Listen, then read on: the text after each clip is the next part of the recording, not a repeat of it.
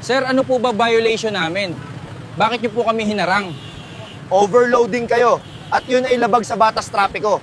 Sige, tsumpiskahin lahat ng karga nila at dadalhin natin sa station. Ikaw, driver, akin na yung lisensya at rehistro ng sasakyan mo.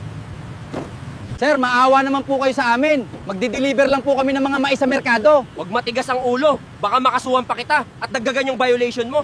Don Pakundo, okay na po. Naharang na po namin at kinumpeska na po namin yung mga kargang mais. Sige. Daanan po namin mamaya dyan ng pera. Mukhang masaya ka ngayon, Tay, ah. Maganda ba yung ani ng mga mais? Oo anak, at ayun, pinadeliver ko na sa merkado at para maibenta agad. Salamat naman at ganun, Tay. Makakabayad na rin tayo kay Don Pakundo anak. At mapapanatag na rin ang loob ko. Tay, ba't malungkot na naman yung mukha nyo? Gumagabi na anak at hindi pa rin bumabalik yung mga nag-deliver ng mga mais galing merkado. Baka naaberya lang yung sasakyan, Tay. Nag-aalala lang ako anak. Baka napano na sila sa daan at bakit kay tagal nila nakabalik? Tay, magpahinga ka na lang sa kwarto mo at ako na mag-aantay sa kanila dito. Sige anak, maraming salamat. At napagod rin ako kanina kaka-harvest. Sayang naman tong mga rosas namin, parang nalalanta na ata. Bagwis, ano ba ginagawa mo dito sa labas? Ang kulit-kulit mo talaga, maliit na bagwis.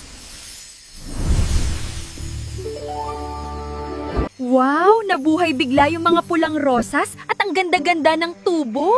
Ang galing talaga ng kapangyarihan mo, bagwis. Kailangan ko ikalat tong gasolina sa buong maisan.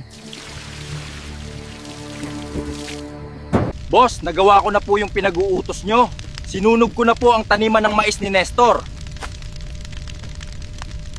Magaling, magaling. Maaasahan ka talaga. Ano ka ngayon, Nestor? Wala ka nang mahaharvest na mais bukas?